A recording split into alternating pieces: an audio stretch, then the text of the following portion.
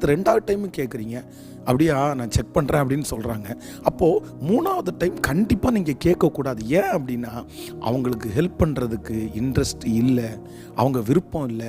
விருப்பம் இருந்துட்டாங்கன்னா கண்டிப்பாக 3வது டைம் நீங்கள் கூப்பிட்ற அளவுக்கு வச்சுக்க மாட்டாங்க. ஃபஸ்ட்டு டைமே அவங்க செஞ்சுருவாங்க. இதில் ரொம்ப ஜாக்கிரதையாக இருக்கணும். அதே போல் சில இடத்துல கடன் கேட்குறோமா, ஒரு டைம் கடன் வாங்கிட்டீங்களா அவ்வளோதான், 2வது டைம் வாங்காதீங்க. 3வது டைம் இப்படியே வாங்கிட்டோன்னா அதுவும் நமக்கு வாழ்க்கையில் பிரச்சனையாக முடிஞ்சிடும். இந்த 3 காரியத்திலையுமே நீங்கள் ரொம்ப ஞானமாக இருங்க.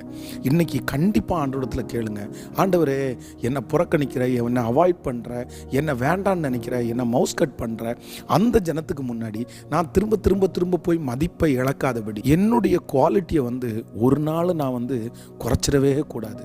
ரொம்ப ஜாக்கிரதையாக இருங்க, ரொம்ப கவனமாக இருங்க. இன்றைக்கி எல்லாரும் கண்டிப்பாக ஜெபம் பண்ணுங்க, ஆண்டவரே நான் ரொம்ப ஜாக்கிரதையாக இருக்கணும்.